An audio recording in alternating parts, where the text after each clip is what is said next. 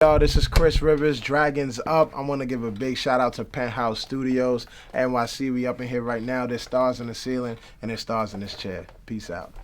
You are now entering a vibe.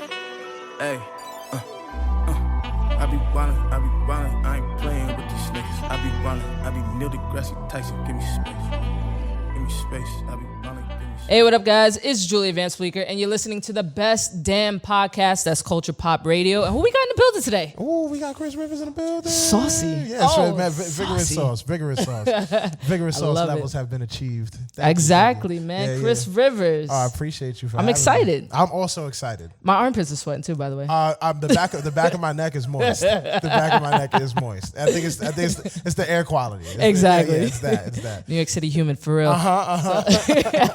So you just dropped, you say G.I.T.U, but Yeah, G.I.T.U. should I do the acronym or? Yeah, I mean, I say G.I.T.U so people know, like, when they look at it, Right. that is G.I.T.U, but it stands for greatest in the Correct. universe. Yeah, I think that's you right now. Oh yeah, word? I'm not even capping. Yo, it's funny because like there's people who feel that way, and then there's people like even people on my team, like my manager called me after he heard it, and I don't think they like the project too much. I think Really? they like it, but their job is managerial, so they're realizing like, wow, this one's a really big jump from the last one as far as creatively. So now we got to scramble and figure out target audience, demographic, etc. Right. But then he's like, yo, it's a hip hop album. Like for you to name it greatest in the universe. I don't think that's the case, but. He heard pieces of the project, so he didn't know the whole concept. And the whole concept behind it was that's actually an affirmation, like greatest in the universe. I peeped that. Yeah, it's an affirmation. I used to tell myself, like back when I was feeling depressed or feeling super low or critically bad, I would tell myself, like, Chris, if you fully applied yourself, if you really gave yourself a chance, you could be the greatest in the universe. Yeah. You could be there. So it's more of a triumphant thing, an affirmation more than saying like, nigga, I'm the best. Fuck y'all. Like, but a little bit of that. Just a little bit, but just a little, yeah. But you know what? I did feel that when I was listening to the album because I felt like this was definitely way more relaxed. Like you've kind of accepted, like, listen, I really am the greatest in the universe. Yeah. And you've worked your way to every level to get there. It's like I'm finally past what I feel is the proving stage. You know, Right. Which I probably was past it for a while to the world. Like, you got nothing left to prove. But internally, I finally hit a place where I was like, yo, like, I proved I could really, really, really rap a lot. Seriously. Now, let me make some music. And the music's still going to have high-level rap and lyricism, all the nice stuff in it. But it's music. It's songs you could bump. You know? Right. So that's what I was going for. If you haven't caught any of his freestyles or any of his live performances, I would suggest you, after this video, go on YouTube right now and check it out. You'll see exactly what we're talking about. Impeccable nature. Seriously. Impeccable. I want to call you a wordsmith too, by the way. Lyrical wordsmith. Crazy. I couldn't stop since I watched that episode of South Park with Kanye with the fish stick. It's that motherfucking lyrical wordsmith. And since then, I just say it all the time. So I appreciate it. But is it true? I know. I appreciate it. No, I like it. Yeah. You know what's the worst part is, like, for me, this is a bad admission right now, but I have lied a couple times on the show in the past, and this is the first time where I feel like I can actually tell the truth. Oh, and I'm like, I respect that. The gentle balance between media and honest person. It's hard. It is. You can't. You got to watch what you say. I get it. But I appreciate that you could be truthful with Thank me. you. I appreciate truthful, if you will. Exactly. I love that you do that. So let's start from the beginning. I know that you said that you, I guess around the age of 12 that you started rapping. So, like, what was that actually defining moment for you? That you like, I want to rap for real. It's weird because I did it for a bit when I was like 8, 9, like early, and then after that, I've always been like poetically inclined. Like I always knew I wanted to like I liked words and I was good with words. And then but I didn't make the super duper firm decision to like this is what I'm gonna do every day and pursue this until I die or make it or whatever comes first until like I graduated high school. Prior to that, I was still writing and doing all my stuff. But once I graduated high school around 17, I was like, all right, this is because I saw a lot of my friends going to college or getting 9 to 5s, which is nothing wrong with those. No, but yes, there is. but yeah, I agree. I'm saying like if your dream job is a 9 to 5 or your dream job requires you to go to college, that's what you're gonna do. Sure, but most of us do it because we feel like we're supposed to or we have no other choice. And I didn't want that for myself. Like I'm kind of an idealist, so I'm like I gotta live the perfect life. And then so I put this is the most thing that I knew that I loved. So I went after this. So I would say about 17, I took it like real seriously. But I've been writing since I was like a small child, poetry, just random stuff, trying to get girls to like me. Yeah, all that stuff. Yeah. Hey, baby, roses are red, violets are blue. These are facts. Like me, please. So yeah, but doing that and then writing and then thinking I could rap and knowing, like it just seemed like the right thing to do. And I didn't have my first dream really was to be a superhero and then an astronaut. Astronaut, and I knew that I didn't have like the ability to fly, or at least I thought, or like shoot laser beams, but I was always good with words. Right. And that's my superpower. So if I could save the world a little bit with words, and music saved my life. I remember 8 years old listening to Eminem or certain songs, and it just really brought me out of dark places. I'm like, wow, if I could give this back, then that's amazing. So exactly. So that was always the goal, I feel it. Yeah. But now the cover of G.I.T.U makes sense. Yeah. So I'm like, okay, now that I'm connecting the dots here. Yeah, I'm like low key behind the scenes, like building kind of like a subtle narrative, like a background lore story, so I could eventually come out with something that connects everything. Because even my last project, DeLorean, had like me going through space on top of the car, and like this one, I'm really into space and stuff. But it's all going to connect one day. Just once enough people care that I could be like, boom. But it's like Easter eggs, though. Yeah, you're just dropping them all over the place for the real fans, and then the people who like get on the boat later, they'll realize that it's been getting built for a while. Okay, I like that. I actually like that. It's a good anticipation story. I got ideas. Yeah. So like I don't think you've ever really talked about this before. I'm not sure if you're comfortable with it, but I'm gonna shoot it out. Everything. All right. So what happened with 3 Down? Because you started there and then you just like boop, like kind of left. So 3 Down happened. I was like 9 years old at the time. It was me, Lil Ray Ray, and Lil James. Lil Ray Ray goes by Chavo now. And that's actually Coyle Ray's brother. Right. And Benzino's son. And Lil James, he was like the winner of a I forgot, but one of those like America's Got Talent. Like he could sing, he saw us, all that stuff. So Benzino started us in like this rap group called 3 Down, because there was 3 of us, and that was crazy. Like that was cute, it was nuts, because like back then, like I didn't realize the magnitude of what we was doing. Like I had more crazy stuff happening back then than I do right now. Like back then, because I had like the label push and Benzino's like it was actual money and support behind us, like an engine. So we opened up for Ja Rule. The crowd was going crazy in stadiums. Did 15,000 people in Puerto Rico right before DMX, and like crazy stuff happening, flying around. And then I was young at this time, so if I don't quote me on this, but this is what I feel happens, and it's ironic because I hope I meet Eminem and I get to tell him. But around that time, right, he started Benzino and Eminem started having beef. I don't know if you remember that, right? Yeah, I do. So, which there was validity on both sides, but going away from the beef itself, since we was children, we was involved in it. I forgot what it's called. It's like some causality crap. But basically, since we're minors and there was like altercations or business problems there, that we basically had to like, the deal got dropped because of the ensuing problems in regards to the fact that we were also minors attached to the deal. So we had like a 1.2 million, like, so I want Eminem to know that you're the but I'm grateful. I'm grateful that I didn't become rich that young, because I don't think I would have been this wholesome. You know what I mean? That's nice. Awesome, or earned more. Like I think this way was better. I had to struggle more, because I think most child stars are not good now. Like crackheads. You know what I'm saying? Like definitely would have been a crack addict at 12, all that stuff. So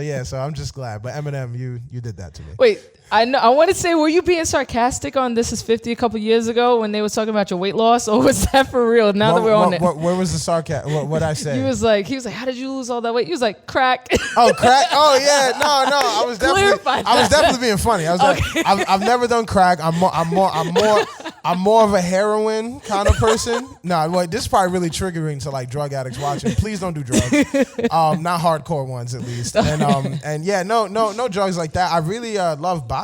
Like I love boxing, like fighting in general, not violently, but for the sport. And that's really the only time I see myself lose weight. Like I'm heavy right now because I finished G.I.T.U and I was like in the studio for 2 months straight, like not sleeping and just eating takeout and shit. But right now, like boxing and doing all the fights, that really gets me in really good shape. So I'm back on it. I tried that and it is winding. Like 60 seconds I was out. It's the most strenuous workout I've done, but I think it's so important for people to learn how to defend themselves, especially for females, because the world just is rude to y'all, and to say the least, you know. Yeah, right. And but yeah, I think, but me, I achieve like a state of like moving meditation. Like when I'm fighting, I think I love that more than music. Like, you know, way more.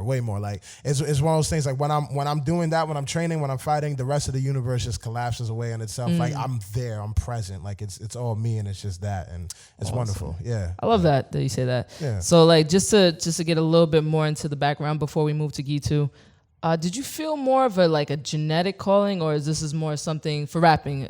Yeah. You felt it was genetic, or did you feel it was something like, I'm actually gifted at this, I'm not doing it because of X, Y, Z, you know what I mean? I think one empowers the other, actually. I always felt like I was supposed to do it, and I also felt like, for like a multiple calling. reasons.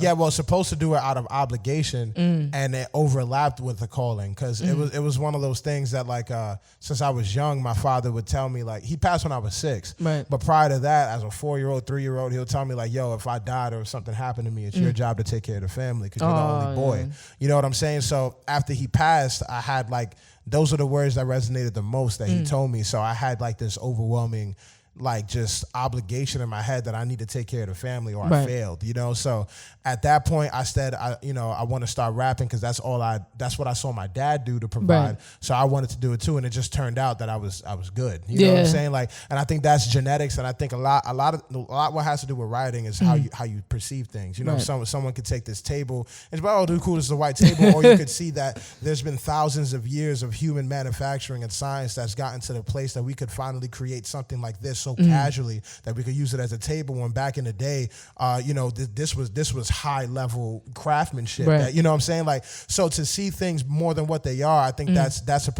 genetically passed down. I think my father had those perspectives and things like that. But throughout life, I gradually learned how to love it. Like, I had a love-hate relationship with music, because I always felt like I was supposed to do it. Right. And it's very trying and stressful, and the game is grimy, and people do really messed up things, and there's weirdness involved. And I just, to push past that when you don't know you love it is difficult. So I had moments, but over time, as I became more myself musically, and I like started doing more stuff that I'm like, oh, I actually like this song I made now. I'm not just trying to prove something. I'm making something I like. Now, finally, after doing this for 17 years, I'm like, I think I like this. You know what I'm saying? But for the last 16 years, it's been mostly just stress and trying to figure it out, and questioning whether I should keep doing it or not. But the last 2 years or so, a year and a half, I'm like, this is okay. I kind of like this. Yeah, this is all right, as long as it works. Exactly. Yeah. So let's talk about the process of G.I.T.U. Oh man, G.I.T.U was awesome. Shout out to Rod, the producer. He produced like 99% of the project. KP helped him with one of the tracks. I believe it was perfect. And I actually like that song too. Yeah. Right. So you're singing on it a little bit. Yeah, just a little bit.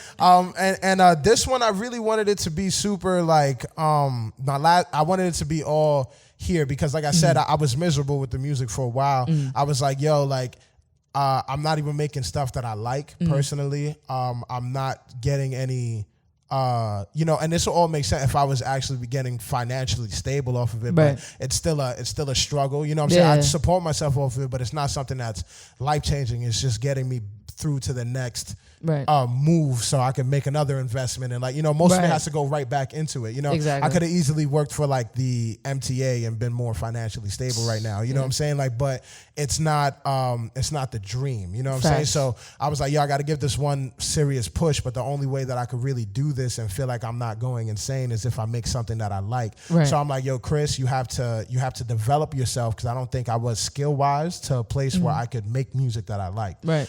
So I took from DeLorean to G.I.T.U, it was like a 2-year hiatus, you know what I'm saying? And during that time, I was doing vocal lessons and just experiencing life, and learning how to write from perspectives that was more real, not just trying to be lyrically ridiculous, you know what I'm saying? Like, and through that time, I had mad crazy experience, all the craziness happened in my life, and growth artistically and as a human, and I wanted to compress all that and put that into a body of work. And so after that, I linked up with Rod, the producer.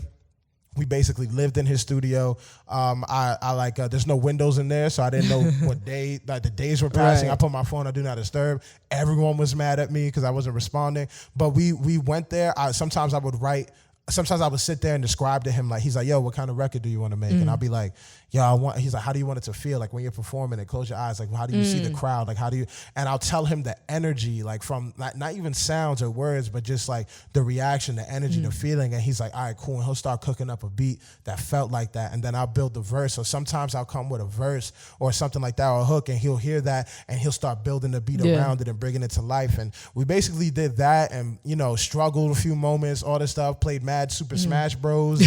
And like, and all that stuff. And that's the actual, on the creative side. That's what, we had Osmond Benjamin, he's featured on it. He came through. Anthony King came through. Denzel Porter.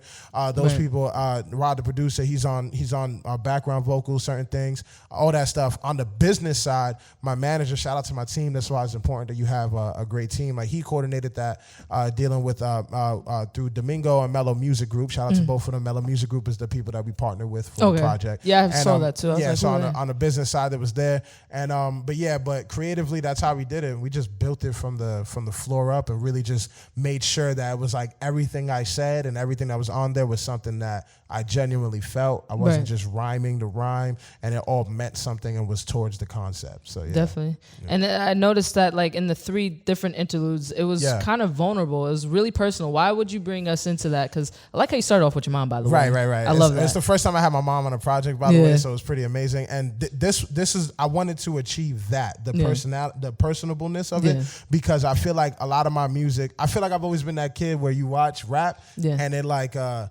he's dumb nice. Yeah. Wow, he's dumb nice. Oh, that kid could rap, and then you move on. I'm not the person you watching like, wow, I really felt that. Let me tell people about this. You know what I'm saying? That's how word spread, because when it's felt. And I feel like I felt it when your mom was saying you the greatest ever. I was like, shoot, me too, man. You'll be more inclined to show someone that because it affected you, like it touched you internally, opposed to like the spiritual, lyrical, metaphysical, individual, like no, like that was cool. Moving on, So it's one of those things that like with this one, I felt like I lacked relatability so much in my last projects that I wanted relatability to be relatability, transparency, and vulnerability to be like the nucleus of this project. And all the stuff was surrounding it, all the other things. So I really wanted that. So from my mom, like my mom, Bird, she's the one that believed in me the most. From birth, if anyone thought I could be great, it was her. Right. You know what I'm saying? So I love starting off that way. Called it Mother of God. Right. She always tells me, Chris, you're a God. All that stuff. They call me baby. So I'm the youngest. She's like, baby, you're a God. Like all that stuff. And then with the affirmation skits, G.I.T.U itself, Greatest in the Universe, is an affirmation that I told her. So I wanted that. I wanted those conversations. I those conversations were recorded without me knowing. Oh wow. I'll shout out to Osmond just doing that. You know what I'm saying? Like he was there and like capturing me. Like he saw I was stressed. He captured those moments of stress and doubt, and to have me explain it. And then the Super Black Chronicles, which is hilarious. That's funny. that's my boy. Chris Rivers. Yeah, that's my boy Super Black. I won't say his real name, but he goes by Super Black because he taught me how to freestyle. He's a visual painter. Actually, Rashid Cornish, follow him on Instagram. He's a visual painter. He's ridiculous. He freestyles for fun. Wow. Like just for fun. And I didn't know that until like 3 years into meeting him. And then this was like years ago. And then once I was like, yo, I'm trying to learn how to freestyle. Right. He's like, yeah, I'll teach you. And we stood up for like 12, 15 hours at a time just freestyle. He's the reason why I know how to freestyle. So I'm bad with my phone. He calls me sometimes and just leaves me messages like that. I didn't ask him to do. These are I have like 50 more of those types of messages on my phone. And I thought that one just fit so well because he's like, yo, it's the rap game. He's like, I'm out here. He in that message, I felt like he represented the crowd of people who would be upset at the direction of this project. Right. That it's more musical, it's more songs. It still has lyricism, still has everything that you want from me, but it's packaged in a way that's more digestible and like I think dope. But the people who just want me spitting aggressively and mean and angry all the time. That's what I was gonna say. Like I felt he wasn't trying to do it, but I think he represented that crowd. So I wanted to put that there. I thought it was hilarious. Definitely. And you know what? Since we're talking about the different styles of music, for me, obviously this first single off is NASA. Yeah. Obviously, I like that. I also like Shine as well. So, what for you on this particular project did you like the most? Or created the most too? My favorite songs are I love Don't Change. I love Don't Change. That one to me is personally one of my favorite. Wolf Mode I love. People either hate or love that one. We're gonna get into that in a second. By the way. I love Don't Change, Wolf Mode. Perfect. I love how Perfect feels. Oh, there's and there's like one more that's like one of my favorite. Do you mind if I? Yeah, I do not mind, man. The list. But hold on, homeboy, don't forget. What happened? Nah, I'm joking. Oh, okay, see, I forget nothing. I'm a professional. Let me see. So Perfect, I really mess with. Don't Change and Wolf Mode. And yeah, In the Morning, I really Birds is my jam. Birds is my jam. But I have mixed like Damaged Goods. The second verse is probably one of my favorite verses on the whole project. But not my favorite song. Like it's probably one of my favorite verses on the whole project. So those probably away from my least favorite song is G.I.T.U. I hate that song. Really? Yeah, so much. But I put it there because I knew that the project needed one of those. That's just us 5 minutes straight, just dumping. And it's not that it's bad. Right. It's ridiculous. It's great. Osmond Benjamin, Denzel Porter, they murdered it. Right. I did a great job. Like it's great, but it's the only song, and I put that there for the OCD crowd, like the Team Backpack crowd, the people who really want lyricism. I put that there because I knew they were coming for this project for at least something like that. But that's the only record I feel that I showed no actual growth. I was bored when I did it. Didn't even write it down. I just rapped it. Yeah, I'm just not even free, but like just had it there. Like I'm like cool. And it's one of those things. It's like that I could do in my sleep. I didn't challenge myself. It wasn't fun. It wasn't growing. It was just like, all right, let me just go rap my ass off real quick. And when I hear it, I just skip it because I'm not moved by it. But yeah, that's definitely. Yeah. Wolf Mode actually kind of tricked me a little bit because the title. So I'm thinking like, all right, we're going to go ham on this one. But it's more of like a declaration instead. More like, it's not like, I'm going to like, like a 6ix9ine, like, I'm gonna kill you. It's more triumphant, right? And it's Wolf Mode. We be hollering to the moon go. Then it's Dragon Mode, skin itself. Exactly. And that's just painting like Wolf Mode. Like we move in packs, but there's lone wolves, and we're starving. We're out here. We're struggling. We're fighting. We're hunting, and we're hollering at the moon because we're up late at night. We're thinking about stuff, and then it's Dragon Mode when you transform, and it's like skin is tough as hell. Like that just means like you reach that higher self, and it's like yo, I don't care about the words. I don't care about the world. I'm gonna bounce it off me. And like and the beat is so like people get thrown off by her, and I'm just like yo, I just love it. I just went in there and just did it, but it was fun. I did enjoy it, and I named it Wolf Mode because it's one of those things that's like I wanted to name it Wolves and Dragons. Okay, yeah, because I was gonna ask you like why not name it, but you kind of Dragon Mode. Yeah, I wanted to name it Wolves and Dragons because another subtle thing I do like the few. Like mad projects ago, Wonderland of Misery. There's a song on there called "Show Me Love." Right. There's always a song on there that I dedicate to. Like some songs I write for certain people. Right. And there's my boy K.O. He loves wolves. He's on the stuff. I always write a song for him on all my projects. That's like that either references either his relationship or something that he told me or something that we've been through. And he loves wolves and I love dragons. So. At that time, he was going through a lot of crazy stuff as well. So some of the stuff in is there. So I wanted to call it Wolves and Dragons. And then when we sent in the files, I forgot who it was, but someone just named it Wolf Mode. And I was just like, all right. And then I was like, it was one of those weird moments where I was like, should I change? Should I say something? And everyone's like, yo, Wolf Mode is sick or Wolf Mode is this. And I'm just like, does Wolf Mode roll off the tongue better than Wolves and Dragons? And like, so I made it. I was like, you know what? I'll just leave it like that because I feel like the universe was like, Chris, name of Wolf Mode is cool. You know? But I like Wolves and Dragons. Maybe it's too nerdy. I don't know. Definitely. Yeah. And a little bit for honorable mention, Sincerely Me. That's obviously a track where you're addressing your father. Was that something you actually needed to get off your chest? Because there was a song, I believe it was on Fear of My Crown? Yeah, it was on DeLorean, right? Yeah. Or was it Medication Refill? It was on one of those, and you're probably like, wow, this kid doesn't know his own songs. But I really dislike all my other projects a lot, so I don't listen to them. But I think it's on DeLorean. I think it's on DeLorean. Which DeLorean? No, it is on DeLorean. I fuck with DeLorean. It is on actually. DeLorean. Yeah, it is on DeLorean. And that song, it's funny that you say that because it's I don't like intentionally think about when I want to like make a song. Like even Fear of My Crown, which was about abuse. It kind of like took the media kind of just ran with it in the worst way so I'm possible. not tripping, So like I think if you actually followed, there's a difference between people who follow you consistently and understand why you do things and people who just chime in at moments. Right. And the context is always different. If you follow me from the beginning, I've been rapping about depression, social issues, anything that I could get my hands on that I felt and I feel can help people and change the world. I've had many messages where people to this day hit me up like, yo,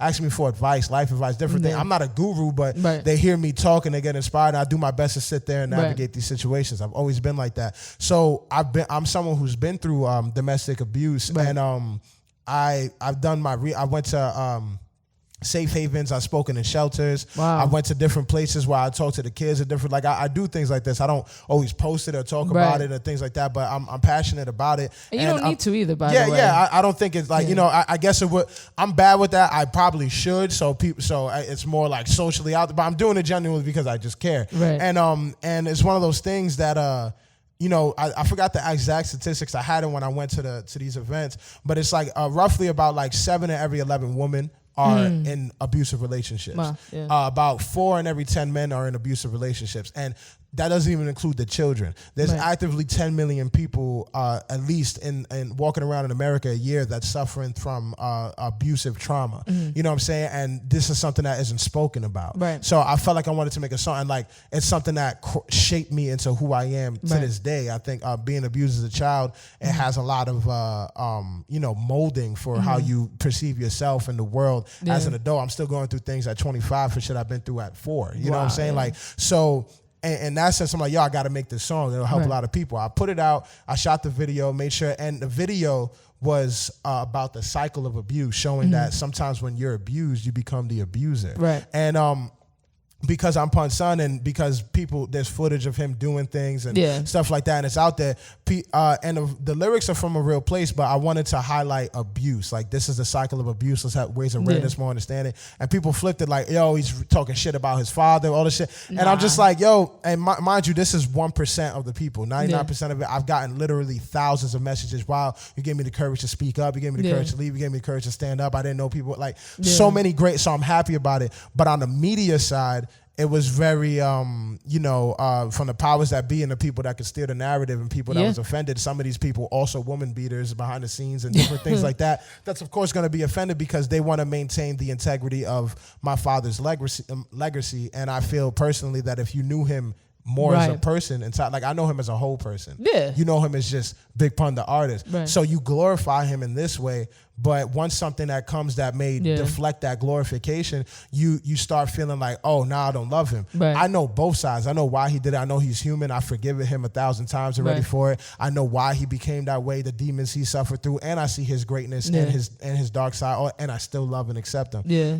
that's what I thought. People couldn't do that, Yeah. So on this one, bringing it full circle to Sincerely Me, at this point, I just wanted to have a record that I like call him up on everything that's been going on. Because like I said, we've been through a lot of stuff in general. In the last 2 years, I've grown a lot as a person. And as a grown man, I'm like, yo, it would be great. Like, I don't have any kids. I have a nephew. He's 8 years old. And I'm at the age now where it's like, now I'm considering like, okay, I'll have kids. Not now, but he's like, I'm like, I could, you know what I'm saying? Like, I know I want them, boom. And when I start thinking about who I'm going to be as a father and how I want to develop myself, I realized the absence of mine in my life. So it's like, yo, like, let me up. I'm sure he would like to know everything that's going on and all that stuff. And it was cool. And it's funny because when I heard, we was looking for something real like dark and something that's gonna like pull the heart, and it was such a happy beat that just brought it. It felt like lullaby-ish and like, yo, like it was one of those, and I felt like breaking down when I heard it, and I was like, yo, I'm like, wow, this is the one. I don't know why, but this made me feel something. So,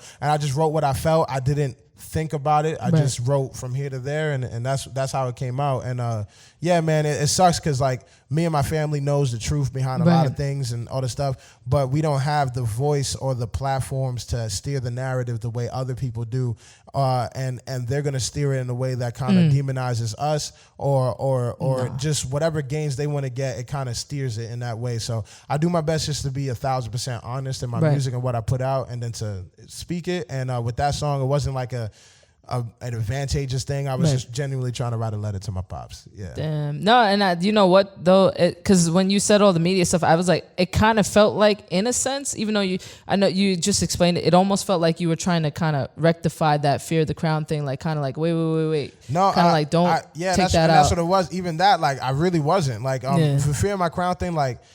My thing is like I know I'm morally in the right. Like, there's been a lot of people like, because some people's like, oh, he shouldn't say that, he shouldn't do any, he shouldn't speak about that. I'm like, yo, like if my father was anybody, if my father was a regular person and I went through abuse, like anybody else rapping about abuse or drug addiction, whatever it is, I could have said anything and no one would have been mad. So it's not that what I did was wrong. It's that you're upset because you love this person. So regardless of what they did. So you're telling me I can't talk about my life or abuse or things that happened to me because you're offended that it's about this person that you don't, so you don't even know. Yeah, that you don't even really know or actually care about. So it's one of those things. It's like, yo, like, I'm over it, and it's one of those things. It's like I just accept, and it's like, yo, until I get to a place where I have a larger platform than these people trying to tear me down. I'm just gonna have to accept what they do and just hope that people understand me for me. And again, it's 99% of people loved it, felt empowered by it. It did its effect. But the 1% is the people with power and with voices, and the ones that's gonna steer that narrative. With this one, I didn't have sincerely me. I'm sorry. I didn't have fear of my crown in mind at all. Like like I said, like this is not tactical. I was just like, damn, why you do that? Yeah, no, it's not tactical. Like, it's genuine. That's why I said it's like, and I forgave all the shit that you did. Like, it's not even about like, it's been not about the abuse for a long time for me with him, and I've forgiven it. It's been more so about like, yo, like. This, like, the shit we go through is crazy. Life is crazy. It would have been so much more beneficial to have guidance. It would have been so much more beneficial to have a level of support, not us chaotically figuring out, being homeless, trying to, feeling the weight of shit and the trauma. Like, you know what I'm saying? Like, so, and just catching them up, because if I was gone, I think that would have been dope if my kid did that. You know what I'm saying? Like, so it's just one of those things. But it wasn't like tactically trying to supersede a I don't give a fuck. Yeah, because I felt, we'll talk a little bit afterwards, but I definitely felt fear of the crown. That's why I was like, damn, I hope he's not like trying to calm people down with this one. I don't give a flying fuck. Okay, good. Like, I'm like, y'all really feel the way y'all gonna feel regardless. Like, it's cool. I'm just making exactly. Perfect. He doesn't care, guys. I do not give a flying. I don't care. I don't care. And I troll people back. So if you try to make me care, I'm gonna just try. And I'm better at it. I'm better, and I got time. I love that. Yeah. So where can we catch you on tour? Yo, right now, the show that I'm telling everybody to go to is the G.I.T.U release show. It's at September 20th at SOB's. Perfect. I'm personally inviting all 80,000 of my fans. SOB's only has 450 capacity, but first 450 to buy those tickets. Let's go get it. Right now, we possibly have tours like hooked up after that, but because we wanna really target with the internet. It's beautiful now. Like, I've done shows where we fly out, spend all this money, do all these things, and 30 people show up. We're not trying to do that no more. You know what I'm saying? Like, because you got to know your demographics. I might have 50,000 fans in New York, 30,000 fans in Philly, and then I got 1,000 fans in Florida. You know what I'm saying? So I know I want to hit New York and Philly, maybe not hit Florida until the fans increase more, that I know people are actually going to show up. So what we're doing now is we're checking all the analytics. We're going to knock out this show, do a lot of promotion for show promotions. Really, we want to attach ourselves to a larger artist, and there's some stuff for that in work, because they sell out stadiums. And I could bring people to, and I could ultimately seize and grasp their fans, gain new fans. Since I'm not at the point where I'm selling out, 50,000 people and all that stuff. Like, right now we're just figuring out where's the targeted areas the most, and we're gonna pan it out like that. All right, perfect. It's just business stuff. Business. Yeah, but I'm not above flying out and performing for 10 of y'all. For real. Just spread I love the word. it. Just spread the word. All right, and this is my favorite part of the show. Right before we wrap up, it's called 5 Fast Facts. Okay. So don't say anything that you've said in the past already. Okay. Just give us something that we don't know about you. I didn't read the questions. Oh, damn. I don't like being on my toes. So 5. See, I like this. Is why I like saying facts. it. Okay, let's see. Anything? Let me see. Things I haven't said. All right, let's see. I could blow spit bubbles. I don't know. Yeah, right. That's weird, right? Let me see. That's one. That's a cheap one. I am a. Let's see. Fact, like, what kind of fact? Would it help if you like you could put like your favorite color or something, or stuff that you do, food? My favorite color is orange. I'm a vegan. Oh, wow. I That's three. That's three already. Okay, so I'm a vegan. Favorite color orange. I could blow spit bubbles. Those are all three. Let me see. I think people I don't want to give obvious stuff. Like I am a super nerd. I'm into anime and all that stuff. Yeah, I figured you would. But that's obvious. I want to give like a real good. Give us something juicy that no one knows about. Yeah, like what you know what it is. I'm so like open all the time. Yeah, you so are, like yeah. I'm trying to figure out like what is it. Let me see. I'm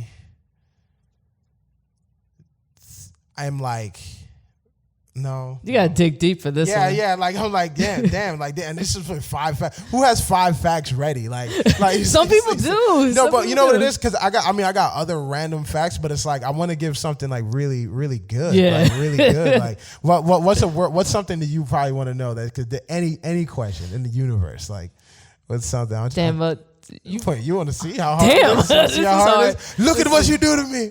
All right, so for the ladies out there, do you have a girlfriend? Yes. Oh, damn. Yeah, sorry, girls. In a super ridiculously amazing relationship. I actually try not to talk about it. Like with see, I got something juicy. No, with even not forget publicly. I mean, like even like personally, when people ask, like I don't ever mind saying like, yeah, I'm in a relationship. Yeah. But it's one of those things that when I talk about it, like me and her do, like we do so well, like we're like really incredible that I feel the jadedness of other people when I talk about and not like in a bad way, but like most relationships energy, I've been through. Here's another. I was in an open relationship before. Can that be the 5th one? Yeah, cool. So in that sense, and that taught me a lot. That's what when you listen to Perfect on the album, it sounds like I'm cheating.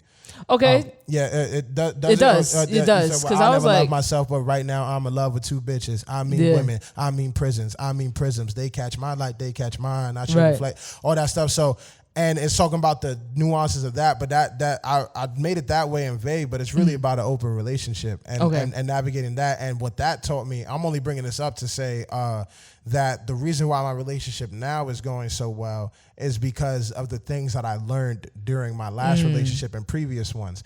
And I think being in an open relationship, I'm not promoting it, I'm not saying do it, but I think being in one of those, what it takes to actually be in one and to be in one in an okay way, it takes a lot of emotional growth and like dramatic emotional growth, because we started off monogamously and then became that. So transitioning someone that you probably have possessiveness over to that capacity in a physical way, and then opening that up, it takes a lot to get past. And then on top of that, realizing the difference between love and sex, difference between this person is an actual whole person, not just limited to being my girlfriend or the expectation. So all those things got blown up in my head, and then I learned so much. And then after that, I was with 2 people for a while, you know, and then both of those relationships ended in the same week, leaving me completely by myself for the first time in my life, which I realized, well, not that I've always been in relationships, but like when I wasn't in them, I would be going to my friend's house. Like I always tried not to be alone with my thoughts. At that point, I was like, I need to be alone with my thoughts. And that grew me so much as well. So I had all that growth, and then I had my single phase, which was awesome. And then and it's one of those things. And then in my single phase, I'm like, you hit those places where it's like, oh shit, I'm lonely. I realized it, or this, or I'm doing too much. And then after a while, I was like, wow, I feel great. I'm not chasing them. It's flying at when you feel good and you're like, things are just coming, and everything's good and you're feeling great. And I'm like, wow, I think I'm gonna be single for a real long time. I'm really happy. And then boom, I met her. You know what I'm saying? Like, and what it allowed me to do is realize like toxicity. And I want to speak about this because it's important. This relationship toxicity, and a lot of people don't realize when they're in a toxic relationship, because I've never seen a healthy relationship. My relationship is the first healthy one that I've ever witnessed, the one that I currently have. And it's the first healthy one I've ever been in. It could be a gateway for your nephew too, to see somebody in a healthy relationship. And all the relationships I've been in, the older people, like they either abusive or verbally abusive, or it's just unhealthy or cheating and this and that, no communication. And you normalize this so much, and then you realize half the time you're with someone not because you genuinely want to build or because you love them. It's because you want them to be something, or you want them to fill a hole that's something that you lack that they could never really fill. And then you put that on them, and then when they don't fill that hole, you kind of lash out at them because you feel like it's their fault for not fulfilling something that only you can fix. And there's so much. So I realized not having that toxicity there is important. We built a strong foundation. We're awesome. She's an entrepreneur too. I needed someone super motivated and sick. And yeah, she's fire. She does a lot of stuff, and so I'm in a relationship, and it's crazy. And shout out to her. We have fun. Yeah, exactly. Well, thank you so much, Chris Rivers, for stopping by. First of all, probably one of the best vibey interviews that I've had in a long time. Sorry if I talk too much. No, I talk a lot too, so it works out. Yeah, it works out very well. I'd rather y'all cut some of it besides which for have more. You know, so thank you. I appreciate that. For sure. Thank you so much. Thank you guys so much for listening.